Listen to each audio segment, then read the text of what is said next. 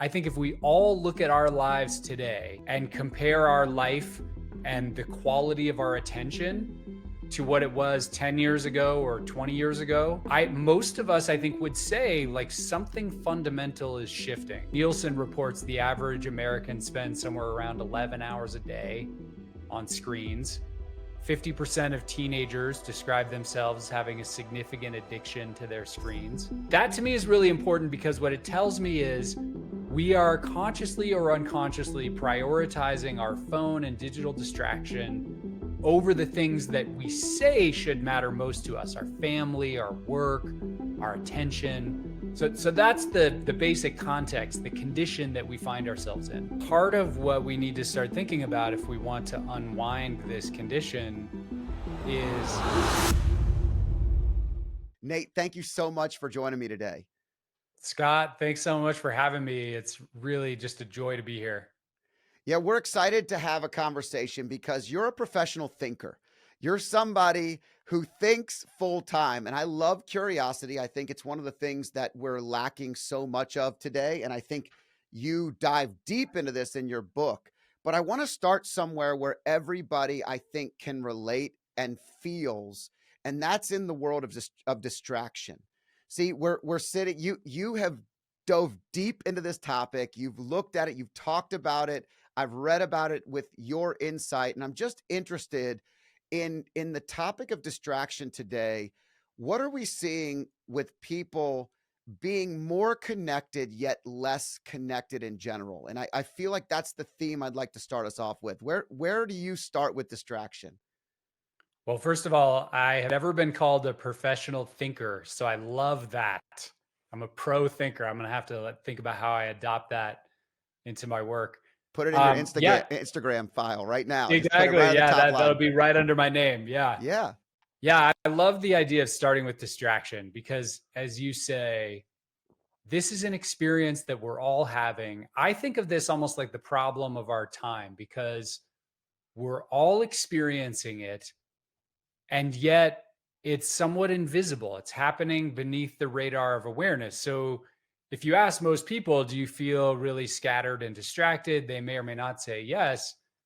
But I think if we all look at our lives today and compare our life and the quality of our attention to what it was 10 years ago or 20 years ago, most of us I think would say like something fundamental is shifting. And the research bears this out, right? That we see this pretty profound shift starting to happen around 2007. The smartphone is introduced, social media starts to intensify at that point. And I think that again, like it's somewhat nebulous and difficult to see, but there's some statistics that I think could be helpful to set the stage here. So Nielsen reports the average American spends somewhere around 11 hours a day on screens. 50% of teenagers describe themselves as having a significant addiction to their screens. But my favorite statistics are where they ask people these would you rather style dilemma questions. So, would you rather spend an entire month without your pet or your smartphone? 40% of us would choose our phone over our pet.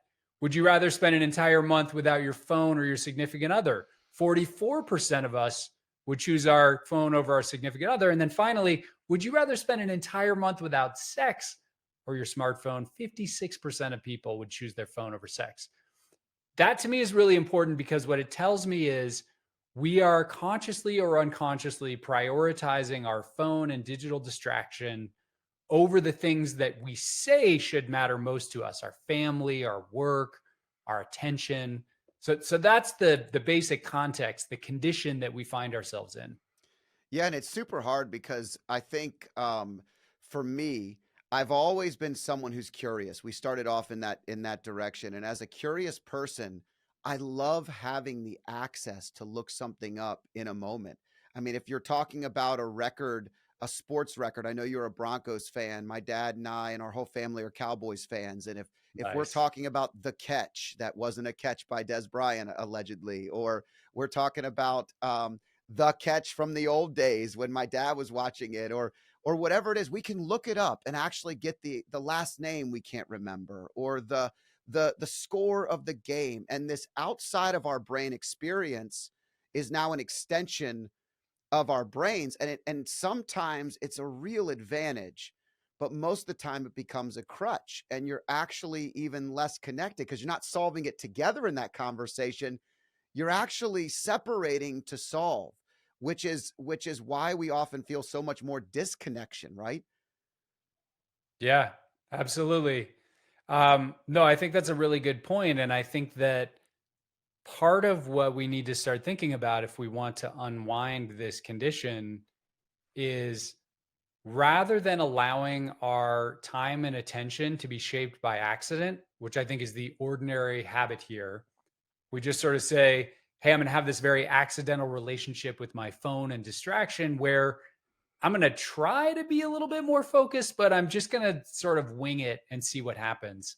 That approach doesn't really work very well because these technologies are changing the underlying thinking, our underlying desires. They're cultivating craving in the mind. So if we go with the accidental approach, we may find ourselves increasingly addicted to these technologies, increasingly losing our ability to reorient our attention. So a more intentional relationship with technology, I think, is super important. And one thing people can do, this is probably my favorite hack around technology. I call it dopamine dessert. The basic idea is to reserve time each day for distraction.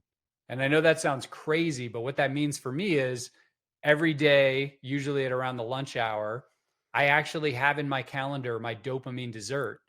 So for 30 minutes, 45 minutes, I can go on Instagram, I can read my Broncos blog, I can check the financial updates, news, all that stuff.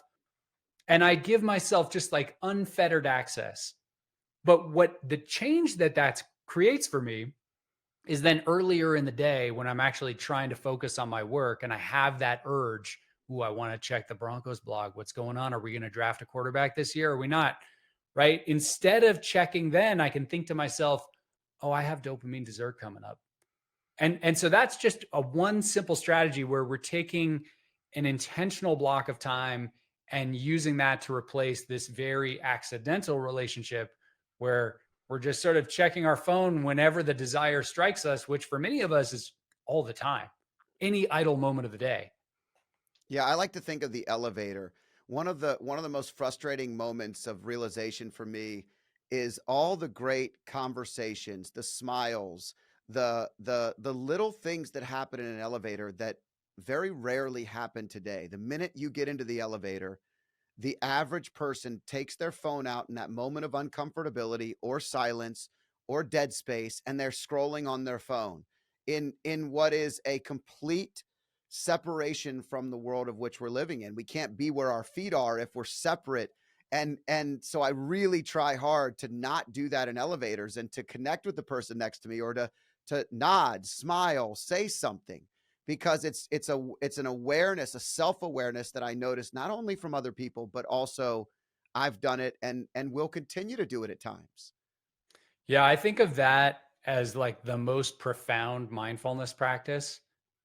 In my lexicon, I call that street meditation or street opening.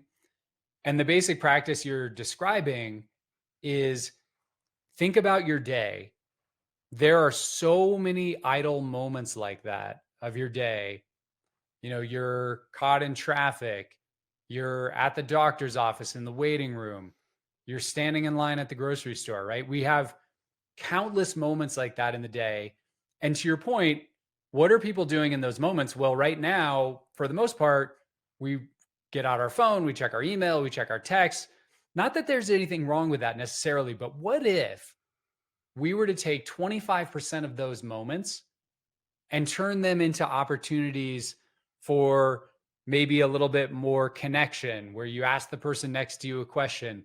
Maybe it's just a little more connection to the present moment. So for me, if I'm standing in line at the grocery store and instead of checking my phone, I check into the present moment, I experience the sounds that are happening or just experience the scene in something more like panoramic awareness, turn it into a meditation.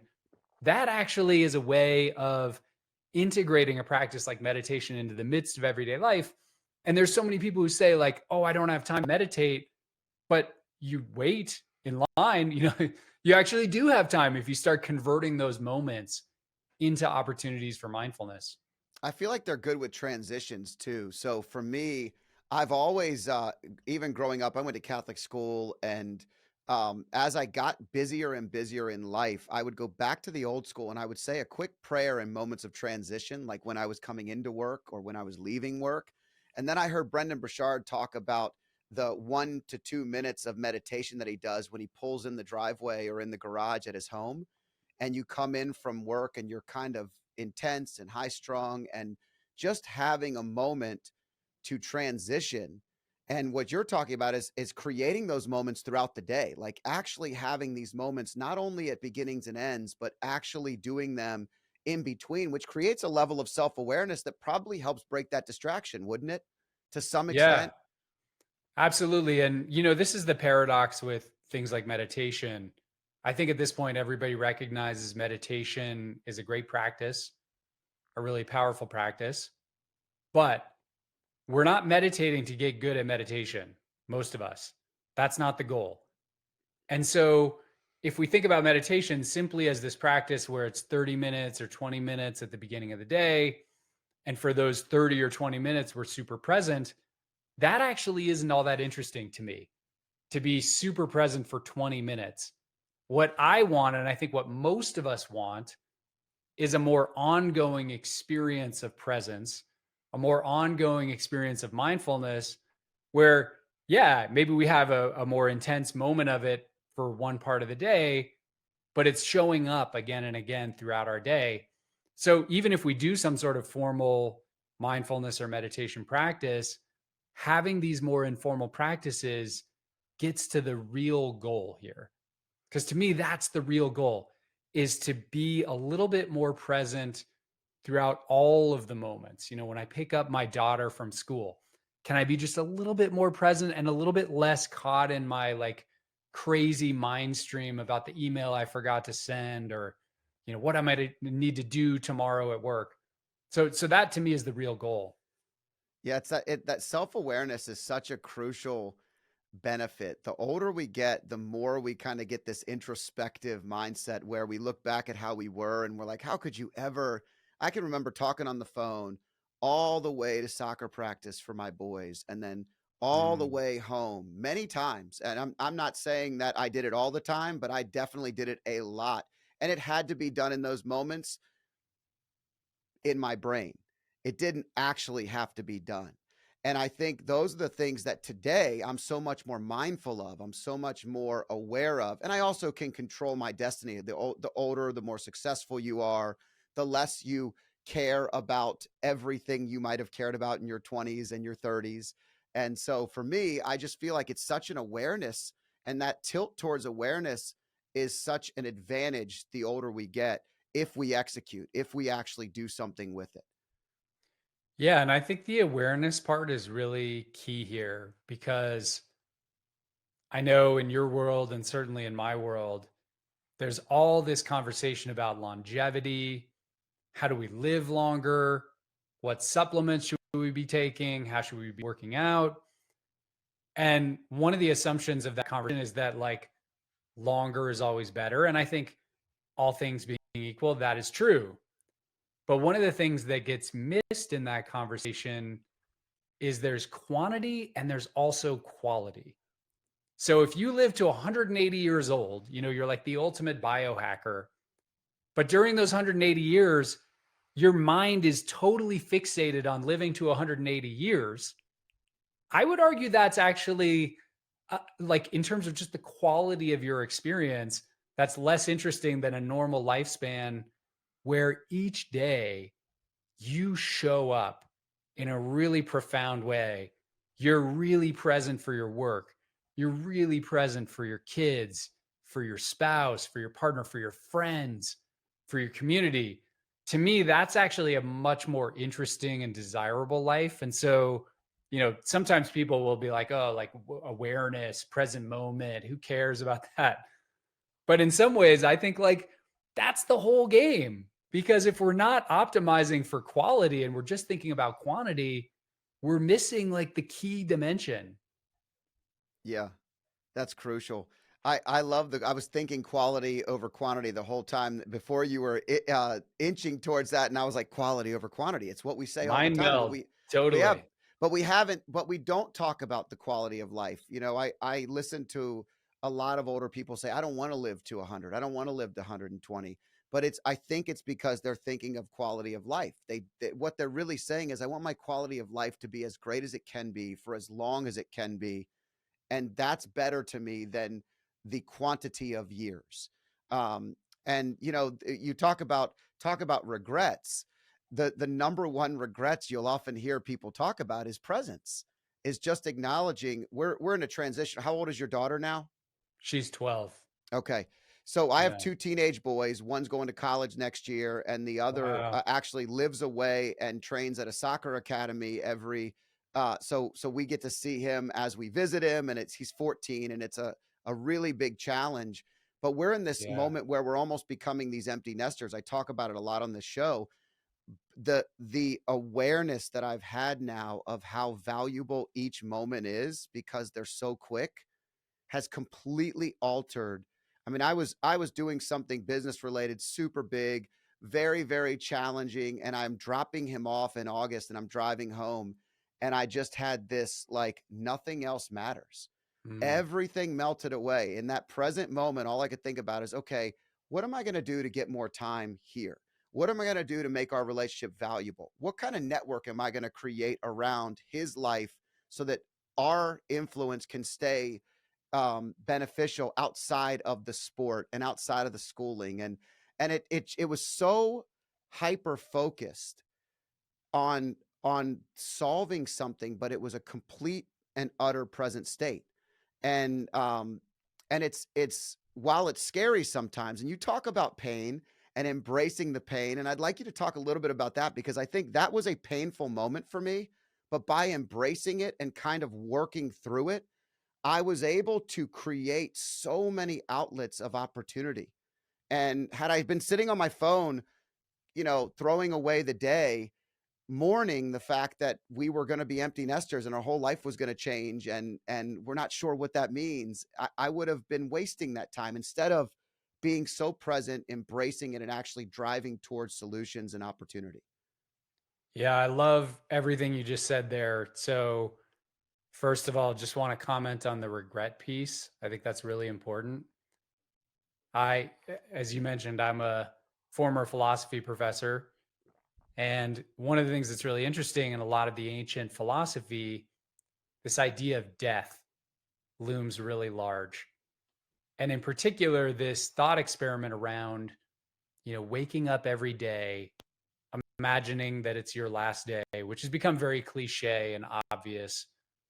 But that thought experiment to me is really interesting. And when I do that, or more importantly, when I have one of those moments in life where a close friend passes away or a relative passes away, or there's a potential like major health crisis in my family, when those moments arise and I think about what would happen if I were to die, like if this all just disappeared, the main regret that comes up for me isn't about like, oh, I wish I had more followers on my Instagram account.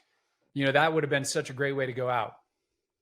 For me, it's more about why wasn't I more there? That's the regret, right? The regret would be, why was I so busy all the time with things that really didn't matter at all, in the grand scheme of things? So I just wanted to comment on that. But then related to that is your point about pain and discomfort. And this is a big part of the book Open that I just came out with. One of the central theses of the book is that distraction in many ways is a shortcut strategy that many of us use to not experience pain and to avoid discomfort. And there's nothing necessarily wrong with that, but something kind of amazing happens when instead of turning away from discomfort, we cultivate that skill of actually staying with it. and being with it. I like to say, and I stole this quote from Lionel Richie, the judge on American Idol, that somebody was up there and he said to this singer, "Your life begins at the edge of your comfort zone." And I thought to myself, yes, Lionel Richie, that is it. And I think that's true of our mind and our life in general, that the the reason we go down that seductive path of distraction is that it's actually fairly comfortable and it's lined with pleasurable mind snacks the whole way. But when it comes to that moment you described where you're like dropping your son off, it's this really intense moment. It can be really hard and edgy to stay with the discomfort of that, the sadness of that, the grief of that. But when we do, that becomes this like portal into such a deeper level of experience, a deeper life. And so much opens up through that.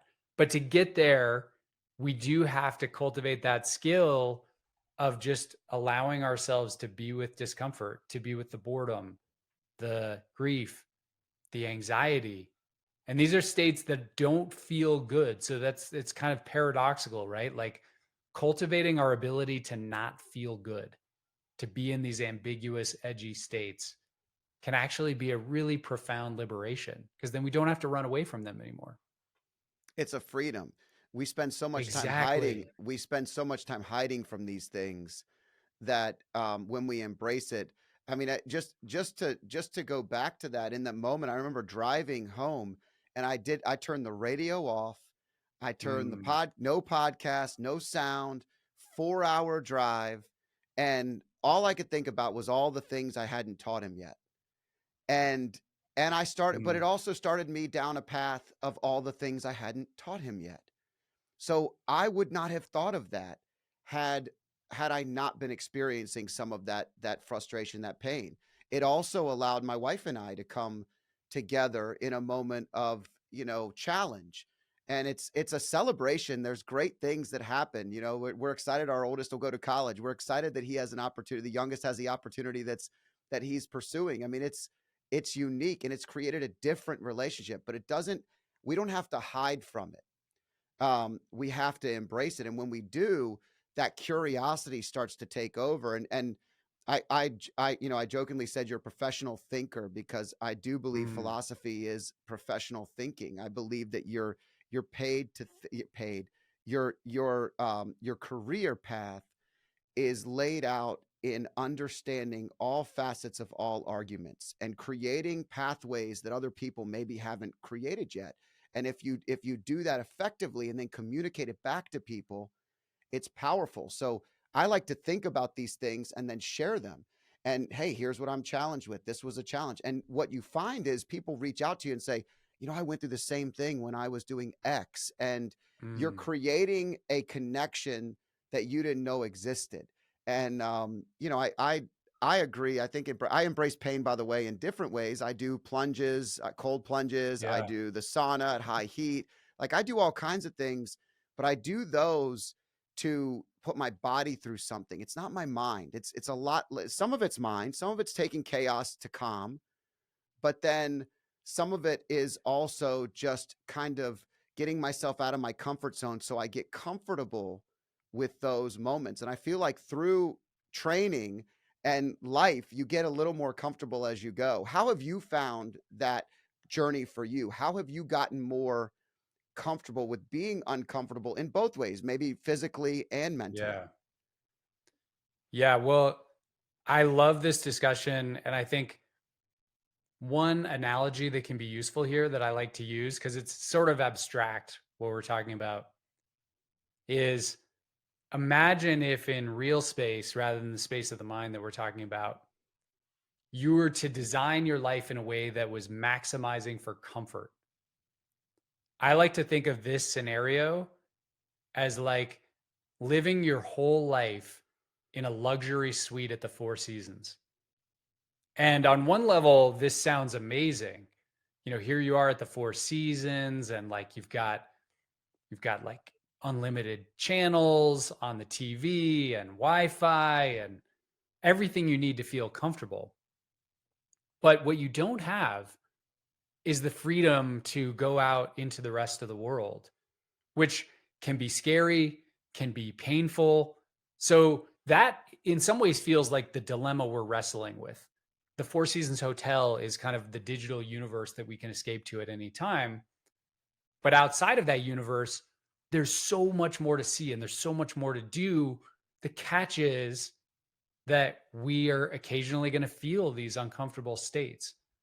So, how then do we do that? I mean, I love the techniques that you're talking about, by the way, the cold plunging, things like that. The way I cultivate this in my own life is through a mixture of practices. So, for me, I actually just started doing more intense weightlifting for the first time in my life. I've been a yoga guy for the last like 15 years, and I still do yoga and I love yoga, but I found weights are an interesting way of introducing pain and intensity into my nervous system in a very helpful way. Meditation, I think, is like my go to practice here because what is more uncomfortable than just like sitting for 20 minutes with nothing to do, with your phone within arm's distance, right there next to you, where your body starts to feel uncomfortable at a certain point, your neck starts to feel uncomfortable, your mind is swirling with thoughts. That to me is like the ultimate practice because what we're doing in meditation is not trying to get relaxed. We're not trying to like clear the mind of thoughts. Those are misconceptions about the practice. What we're really doing is cultivating our ability to stay with whatever is arising. And often what's arising is uncomfortable. So to me, that's a really powerful practice. And the one last thing I would say here is that I learned something really important from Anna Lemke, who's a psychiatrist at Stanford University, who talks about the pain pleasure balance in the brain. And I think this is important because what she says and what the research seems to say is that the brain is constantly trying to balance pain and pleasure. So if we overload the pleasure side of the brain, and we can do that through going to screen land all the time, we can do that through drugs, we can do that through eating. If we do that, the brain is going to compensate by increasing pain over time. And we all know this, right? Anyone who's ever had cravings or addictions knows this. If you eat the bag of chips and the pint of Ben and Jerry's, it's super pleasurable on the front end. On the back end, it's super painful. But the reverse is also true. If we do things that are painful and uncomfortable on the front end, the brain is trying to balance that out as well. And so that's where, like, you talk about cold plunging, super painful and uncomfortable on the front end. But I don't know about you, when I do it, the back end is like sustained pleasure and, it actually feels really good on the other side. So if we're going to play with that balance and continuum, it turns out it's much more constructive to play with discomfort on the front end, and the pleasure is more lasting, more significant, more meaningful on the back end when we do it that way. I saw Anna speak at Genius Network when I was there at Joe Polish's Oh, event, and nice.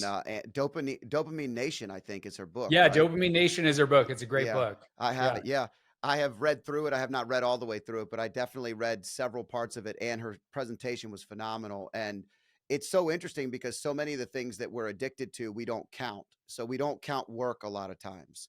If you're Yeah. checking your email constantly and then you're rationalizing that I had to do this, or you get to the point where your relationships, you're on social media all the time. You're like, no, I'm just reading a text from so and so, or there's these rationalizations that we make all the time, and it's these constant dopamine hits.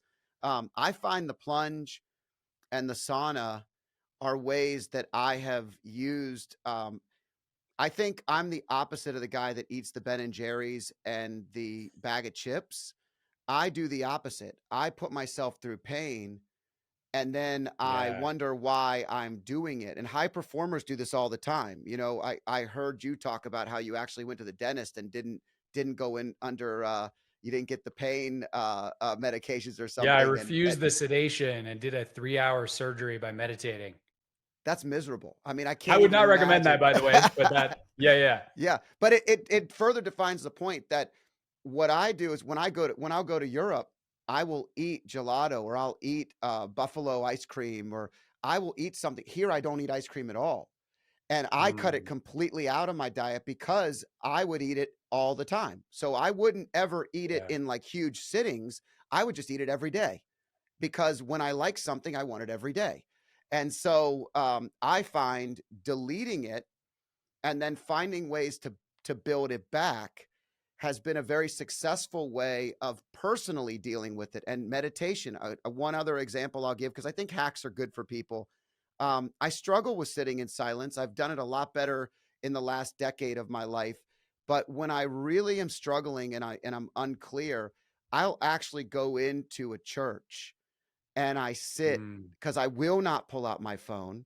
I will be in complete silence. I will be completely present.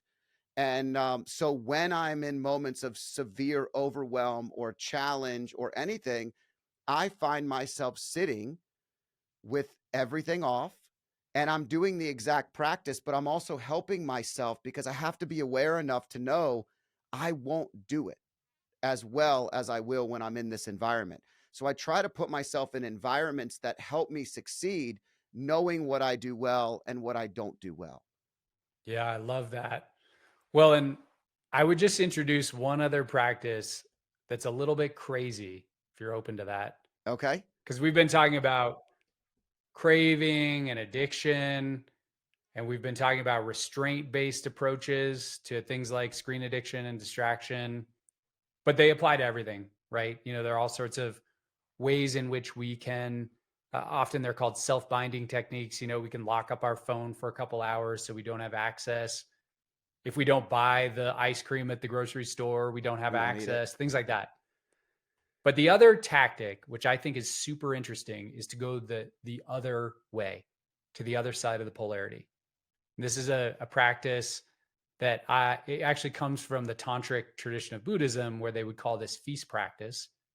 And back in the day, they would use this on things like alcohol or sex or overeating.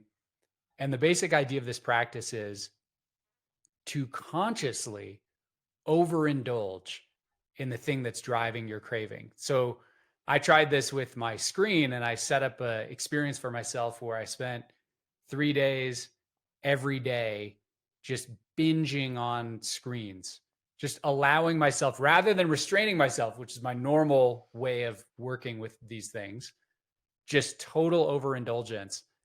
And it's kind of an interesting strategy because for me, when I did it with screens, what I learned by the end of this is that the thing that was really driving me into Screenland at all hours was this experience of novelty, of like learning something new. You go through the lock screen, you open up your text, you open up your emails, and like, voila, there's some new message.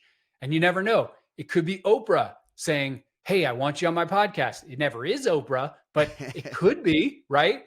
And so that there's this novelty thing, but by overindulging, I felt at a certain point like I had seen everything there was to see.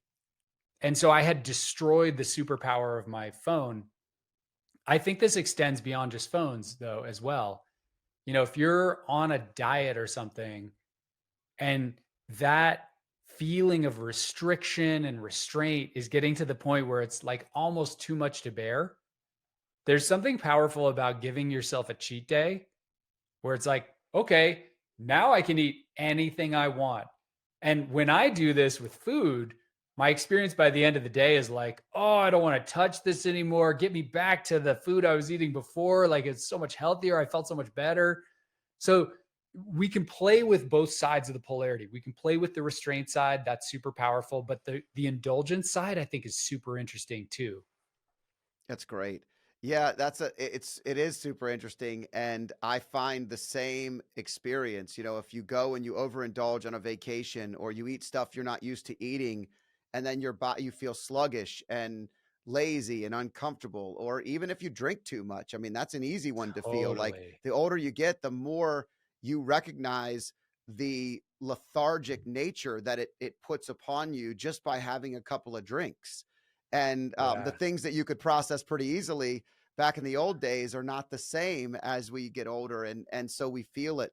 I ate a sub the other day. I have not eaten a sub from like one of the best sub spots around. I have not eaten that in probably a decade, And my family was getting it. We were coming off vacation. My wife was like, "Just get it. You overreact you just Totally. So I ordered it. I was excited. A, it didn't taste anywhere near as good as I felt like it used to.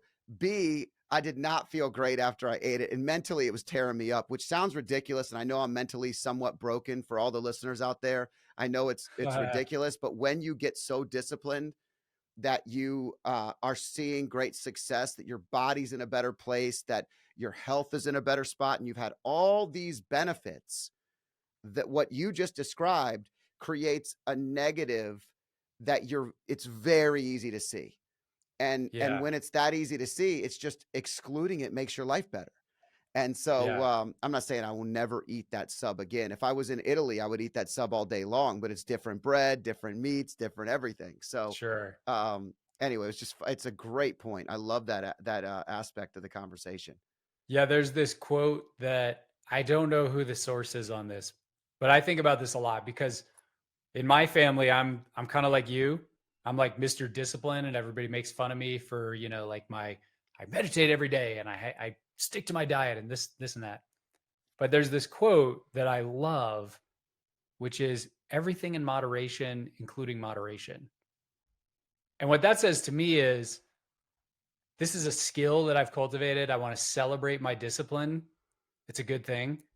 And every once in a while, I want to play with what does life look like outside of the zone of discipline? Because discipline itself can be a kind of comfort zone. For me, it is anyway, where it's like there's certain things I don't eat, there's certain things I don't do, there's certain, I don't stay up late, I don't go out partying. And like occasionally, I think it's actually quite useful for me. Like I really grow when I do something that's totally indulgent and outside of that ordinary sphere of things that I do every day. Yeah, I think it also goes back to our conversation about awareness. I mean, Totally. you're studying yourself. You have to identify.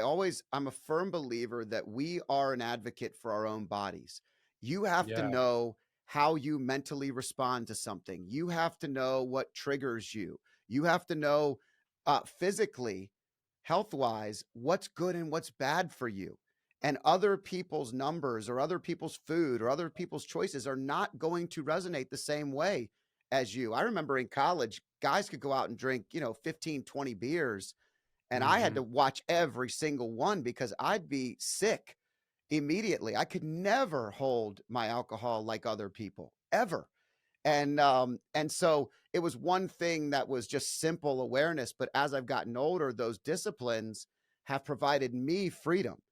It's Yeah. funny you talk about how the family identifies the funkiness of how we are, but if I get up and I have my workout and I get a cold plunge and I have the sauna and I do that and I set that routine, I'm a better husband, I'm a better father, I'm a better friend, I'm a better CEO. Yeah. I have figured out that I feel like I have owned the day when I start it that way. I've meditated, I've read scripture, I've done all these Yeah. things before I even start my day, and that lets me feel completely relaxed for whatever happens next, and it creates that present state. And so, a lot of times, the very things that we're talking about is a self awareness of just learning about ourselves and executing upon that. And the older you get, the more you learn, and the less you care what other people think. Yeah. I love that. And I think you're right. One of the key unlocks for me, and I learned this first in my philosophical training, there were thinkers, particularly people like 19th century thinker Hegel from Germany, who had this idea that freedom requires constraint. And it's a weird idea that, we think of freedom as like freedom should just be free. And I, I also in a previous life, I was a jazz musician. And there's this great example in the history of jazz where there was this entire movement of music called free jazz, where they were just like, we don't want to be constrained by having chords or rhythmic structure or anything. We're just going to like play. And it's, if you ever listen to this, for me anyway, it just sounds like total garbage. It's just chaos. Whereas when you have constraints around, a typical jazz tune has a melody and it has a harmony and it's a certain length and people stick to that. To me, there's actually more freedom there than when you just allow yourself to do whatever the heck you want in any moment.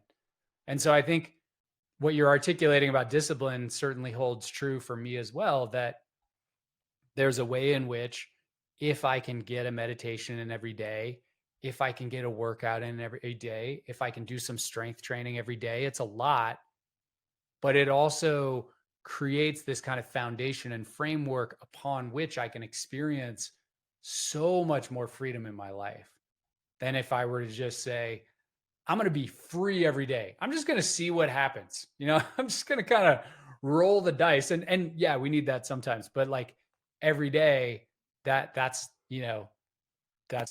it's hard to really get anything done in that mindset. Yeah, I think I always say my give a shit factor is 1,000% on just about anything.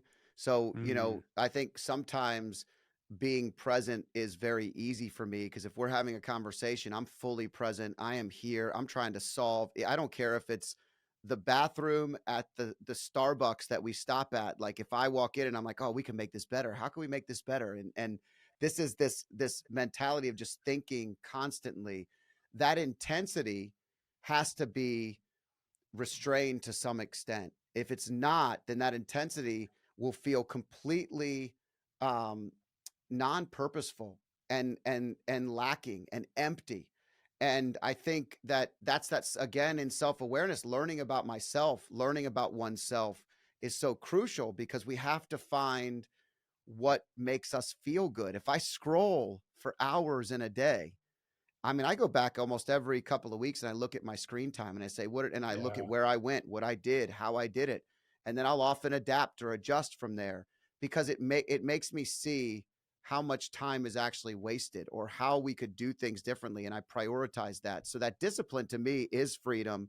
And, I think it was Aristotle that started that conversation, right? I'm not a huge philosophy guy, but through discipline comes freedom is like one of my ultimate favorite thoughts because I think growing up in Catholic school, growing up with all this discipline, my dad was a pretty heavy disciplinarian. I hated it.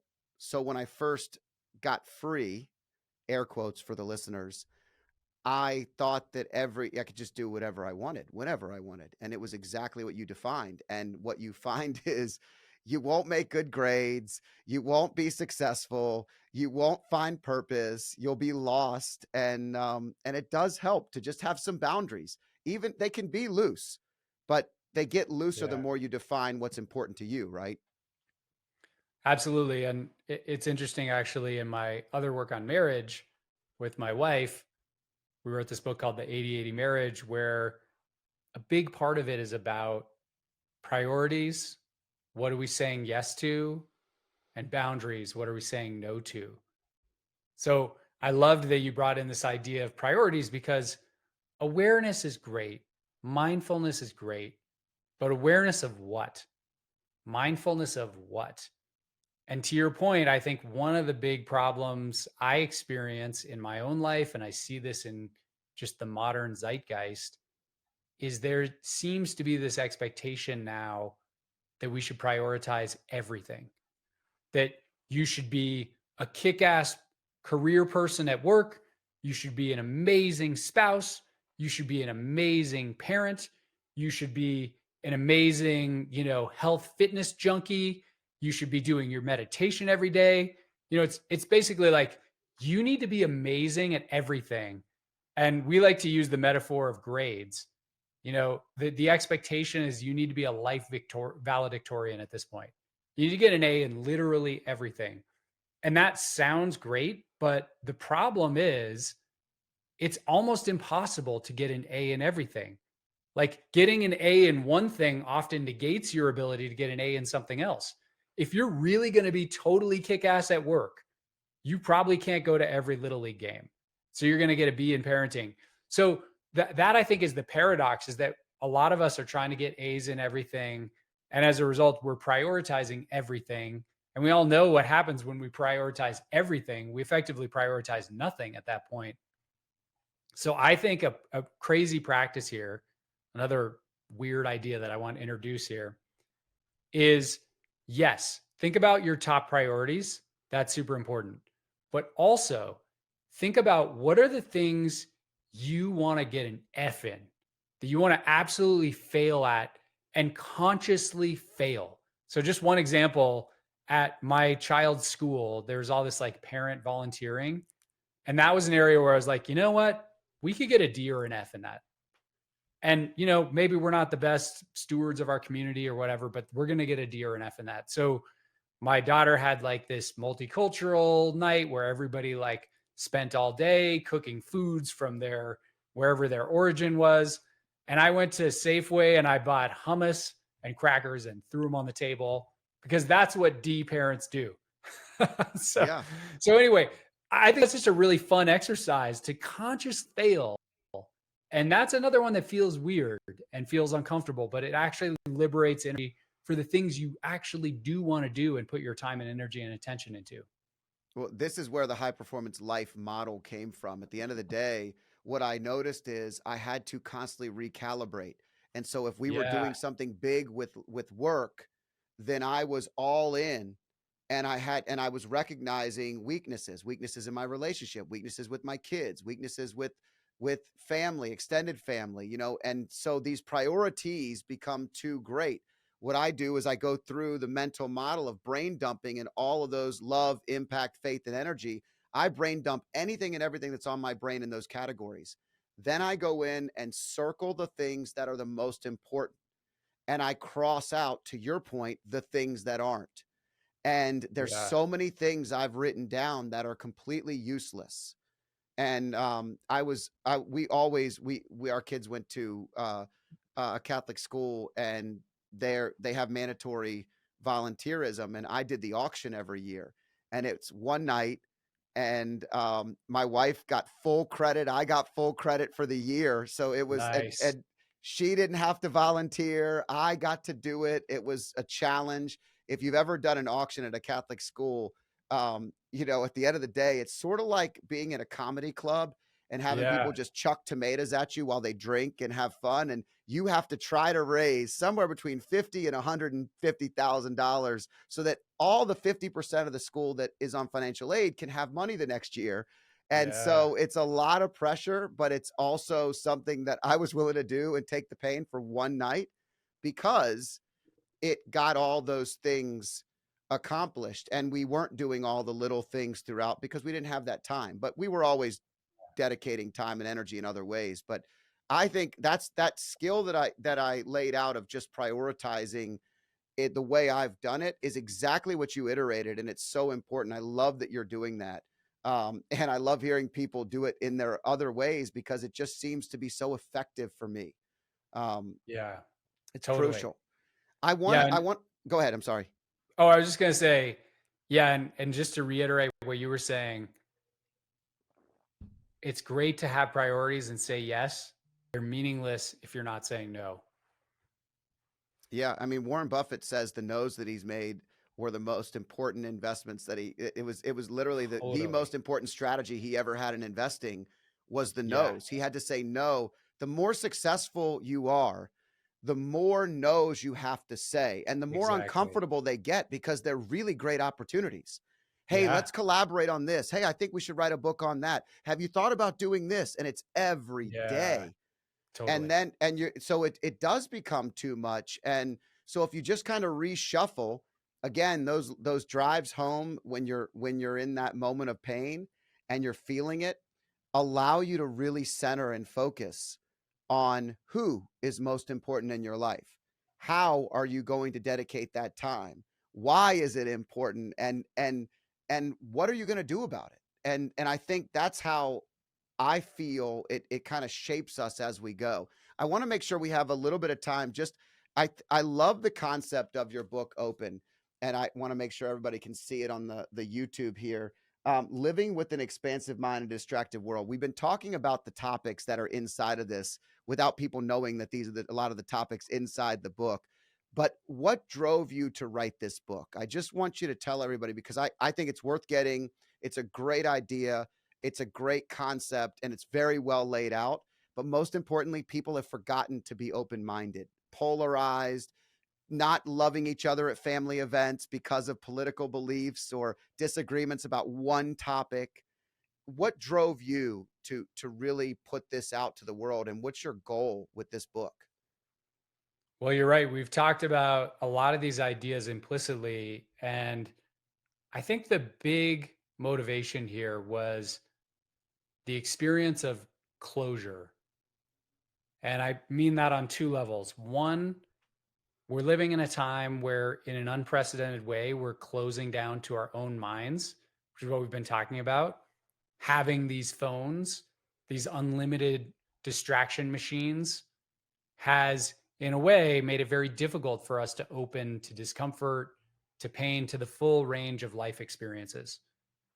But I think there's another dimension of closure, which is more external, where increasingly we are closing down to anyone who believes something different from us, especially about politics. If you look at the stats on political polarization, in 1980, 47% of Americans felt warm and favorable toward the opposite political party. In 2020, that number goes to 25%. If they did it again, it's probably going to go down even more. So, what I wanted to do in the context of this book is really understand this condition of closure, this force of closure that we're all dealing with. But more importantly, I wanted to explore both the science and the personal phenomenological experience of practices that we can use to cultivate more openness in our lives. So, some of these practices we've talked about, things like meditation, street meditation, but I also spent quite a bit of time exploring psychedelic assisted therapy as a potential modality for opening the mind, especially to regions of our psyche that are so traumatized, so vulnerable that we can't go there in our ordinary consciousness. But then also, I wanted to explore how can we open more to our political adversaries. So I'm a left of center person who lives in Boulder, Colorado. I decided to go to rural Colorado and enroll in a National Rifle Association concealed carry training, which, from where I come from and, based on the people I hang out with, that was about as far away from my zone of comfort as I could get. And it was just another one of these practices in what does it look like to cultivate a more open mind in this time where everything seems to be pushing us toward closure. And I think I ended the book and the experience and the research with a lot of hope that I really do think there's room for a practice for all of us of cultivating more openness, and that may be the way to unwind some of these dilemmas that we keep running up against in our society. Yeah, I love it. This has been a practice of mine for a long time, and one of the stories I tell friends all the time. I have one good buddy who's a PhD. He spends his time teaching history and a lot of ideologies that I've never agreed with. Mm, And I tend to be more capitalistic, and I've started businesses and I'm an entrepreneur, and but we get together and have for 20 plus years after graduating, probably almost 30 now, after graduating from high school, we've gotten together and had beers or had wine, or now it might be a bourbon, and we'll play FIFA like we did when we were kids, and nice. we'll talk about everything. And the ability to actually care about the other human that's sitting next to you in a way that you want to understand allows us, we end the night almost every time going, if we just came together and created these concepts, we could solve all Mm, the problems. And we genuinely believe that. I mean, I'm not even kidding. I have lots of good friends on all different sides of arguments. I believe that when you know the human behind what you think something is represented as, and you actually start to break down that barrier of your judgment to curiosity, it's interesting. And that's what you spend so much time talking about, proving and laying out in your book. And I think by going into these environments, it makes it so interesting to listen to read about. It's something we need to have more of. There used to be the politicians that you couldn't tell where they sat. On Mm, certain issues, they were fiscally conservative but socially liberal. Or I worked for an attorney general who ran as the Democratic Party in our city wouldn't let him run. So he actually ran as a Republican, ended up winning and beating a 30-year veteran who never, ever was going to be out of office, and eventually went on to be an attorney general, Republican attorney general. And he was a lifelong Democrat. And at the end of the day, he and Mark Warner ran for office against each other, and they were almost ideologically the same candidate. One leaned one way, one leaned the other. But the more he got into conservative policy, the more he understood it. The more the other was into, he was Mark Warner was a business guy. The more he got into the other side, he started to lean a different way. And this was opening of the minds. But I always used to think, how similar is everybody? We're so much closer than I think everybody believes. And I love that you're helping people to find that in themselves, and maybe with their families and their friends, because this can be a really good leading value thing for the holidays. I know you also talk about you can shut some of the stuff out if it's not going to be positive in your life, but briefly talk about that, because I think there are some scenarios where if you're going to lay into a political conversation in your house and it's going to lead to dad or mom like completely berating you, what is the recommendation for curiosity to be turned off occasionally? yes. So I went into this whole project and this whole experiment, I guess you could say, with the idea that opening was a unqualified good. We should open all the time, every time, be more open. To your point, what I very, very quickly discovered is that there is such a thing as too much opening. And so I started to play with this concept of skillful closing. And what I mean by that is there may be times where it's kinder to yourself and kinder to other people to not open up, whether that's to your own mind, or maybe it's in a situation with family members about politics where it's just totally intractable. It's going to create more suffering. So, yeah, there are going to be these moments where we actually shouldn't open. Like the best course of action is to close. And on an internal level, these are often moments where the trauma or the emotional experience or the discomfort is at such a high level, at such a high intensity, opening to it might actually make things worse. And I think many of us have experienced things like this where we might need a therapist or we might need, a structure like psychedelic assisted therapy to open to some of those really dark corners of the mind. So this is not about like just open to everything all the time, open to everyone all the time, let people steal your car, take over your house, like it's not about that. There's still a place boundaries and still a place for closing at times. Yeah. It's such a great point, and it's laid out so well in the book. Nate Klemp, New York Times best-selling author, new book, Open, Living with an Expansive Mind in a Distractive World. Where else can they find you, Nate? Where can they follow you? Where are they going to get their most interesting uh, professional thinking for the day? Yeah, I would say that the best thing to do is my wife and I put out a free newsletter every couple weeks called the Klemp Insights newsletter. So ideas on how to be more mindful, ideas on how to cultivate a better relationship, things like that. You can sign up for that on my website, nateklemp.com. My last name is Klemp. The books are everywhere they sell books. So, Amazon, all the usual places. And other than that, we're on Instagram a little bit at Nate_Klemp at 8080 marriage. Those are the places where you'll find us. That's awesome. Well, I've enjoyed the journey of curiosity and the open conversation that we've had, and it's been an awesome time having you on the show. Thank you so much for being a part of this today, and I look forward to watching all that you're going to accomplish in the future. Well, thank you so much, Scott. It's been a real pleasure to be here. I appreciate it. I hope you enjoyed this podcast. If you liked it, there's more where this one came from. Click here and enjoy some more.